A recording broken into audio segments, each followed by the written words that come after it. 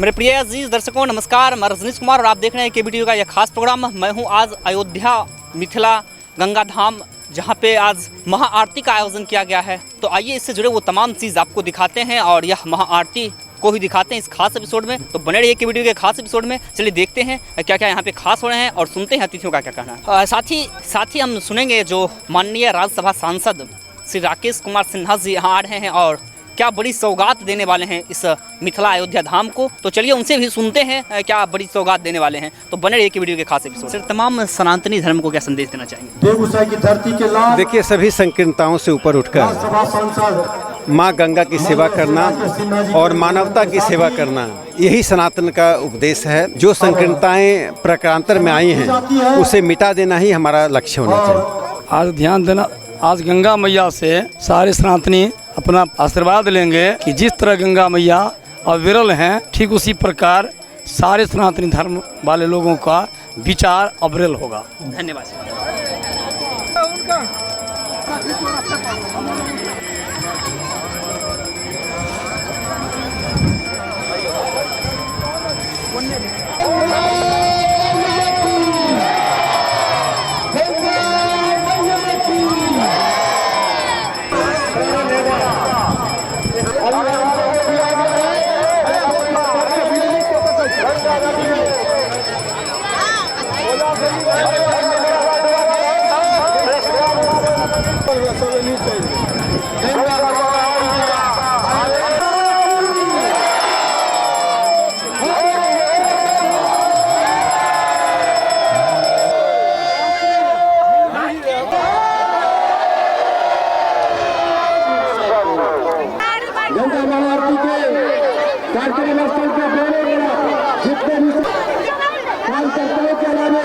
जितने भी है सनातनी है, कार्यक्रम स्थल के महाआरती का कार्यक्रम में पीछे बैठे हुए और पीछे खड़े सनातनी है। महाआरती के कार्यक्रम स्थल के दोनों तरफ जो भी सनातनी खड़ा है,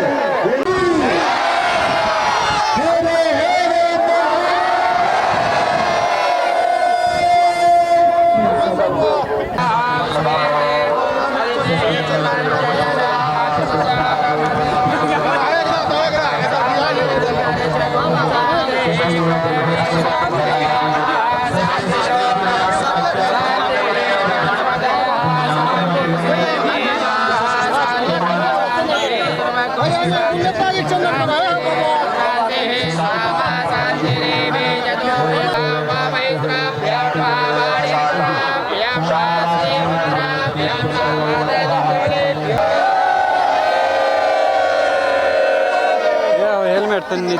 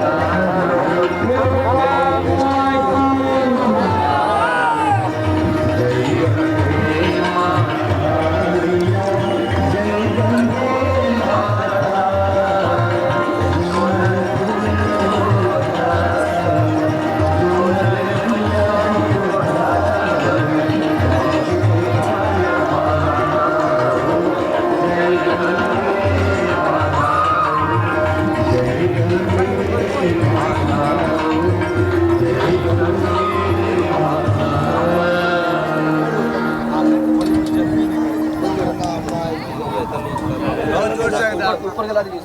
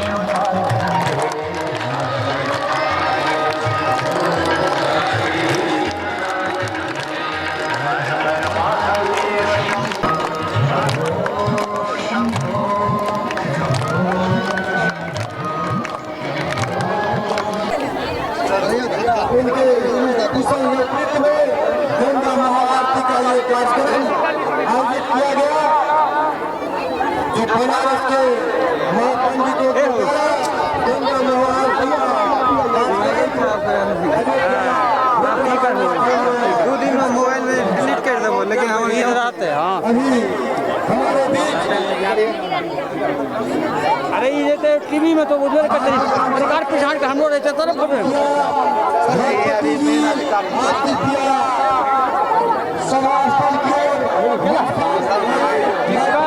करे जो टिक्का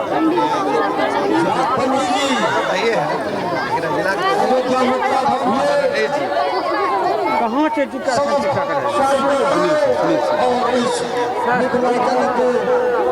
सदैव समाज में जो अपनी माँ की भूमिका निभाते हैं ऐसे आप सबों के पूर्ण सहयोग और आशीर्वाद से आज हम माँ गंगा के चरणों में हैं। इसमें ना कोई बड़ा है ना कोई छोटा है, ना कोई मुख्य अतिथि है ना कोई अतिथि है, सभी माँ गंगा के श्रद्धालु हैं। इसे सभी श्रद्धालु बहनों और भाइयों, यहाँ आने के बाद जब 29 तारीख को हम लोग आए थे, हमारे साथ माननीय राजकिशोर जी थे, शंभू जी थे,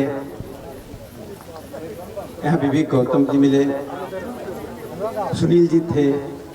हम सब ने सहसा कहा कि इस स्थान को सामान्य पर्यटन स्थल नहीं, एक लघु काशी के रूप में विकसित करना है। इसमें अपार क्षमता है लघु काशी बनने की। काशी काशी क्यों बनता है? श्रद्धा से बनता है। श्रद्धा की विरासत को जब वर्तमान और भविष्य से संजोता है तो वह नगरी काशी बन जाती है। ठीक उसी तरह अयोध्या को हमने सदियों से संजो कर रखा है। प्रकृति की कुछ लीला ऐसी रही और हमारे जनप्रतिनिधियों की कुछ मेहरबानी रही कि यह क्षेत्र विकसित नहीं रहा। इस क्षेत्र को विकसित सिर्फ इसलिए नहीं करना है कि हमें सिर्फ गंगा आरती करना है, ये तो हम करते हैं, करते रहेंगे। इसलिए विकसित करना है कि क्षेत्र में देश दुनिया के लोग, हमारी महत्वाकांक्षा हो कि अमेरिका और रूस के लोग भी अयोध्या घाट पे अयोध्या के घाट पर गंगा का दर्शन करें। जब देश दुनिया में हम जा सकते हैं तो यहाँ लोग क्यों नहीं आ सकते हैं? जब ये सवाल हमारे मस्तिष्क में पूरेगा तो हम एक नई महत्वाकांक्षा के साथ नई छलांग लगाएंगे। अभी तो हम सिर्फ अस्तित्व और अस्मिता की लड़ाई के लिए लड़ रहे हैं, कटाव रोके, लेकिन बिना कटाव रोके इसको पर्यटन स्थल के रूप में विकसित करने की बात करना, गुमराह करना होगा।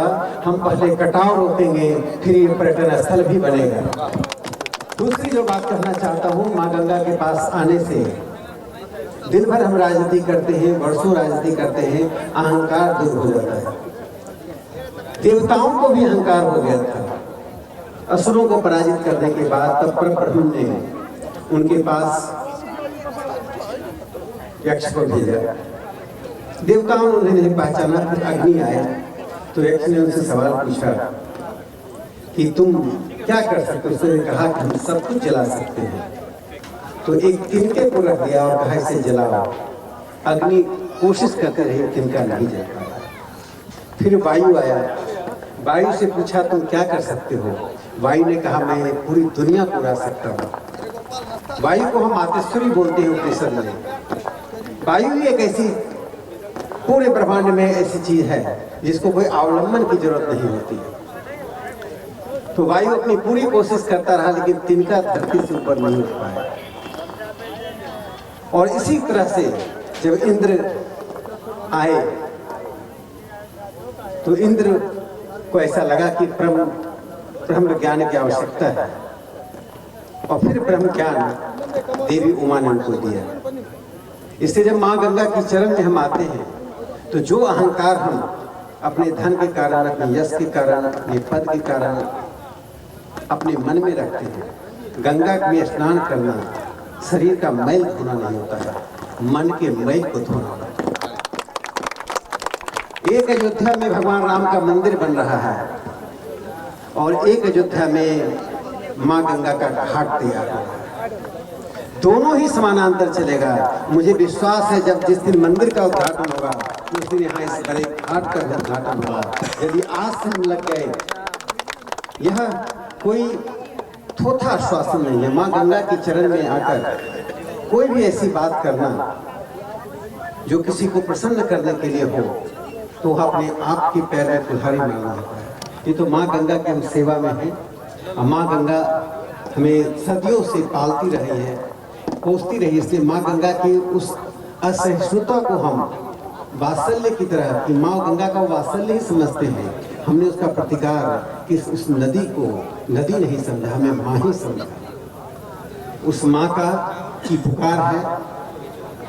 आज वस्तुतः मुझे 2-3 दिनों से भी बुखार था, लेकिन मेरा मन नहीं माना कि आज पहला दिन आरती है और माँ गंगा ही तो जीवन के अंत में अपने साथ ले जाती है। उस माँ गंगा को क्यों छोड़ना, क्यों नहीं वहाँ जाना? इससे मैं कहता हूँ कि आज से हम लोग संकल्प लें। ये तो आरती शुरू हुई, बहुत शुभ दिन में गंगा दशहरा शुरू हुई।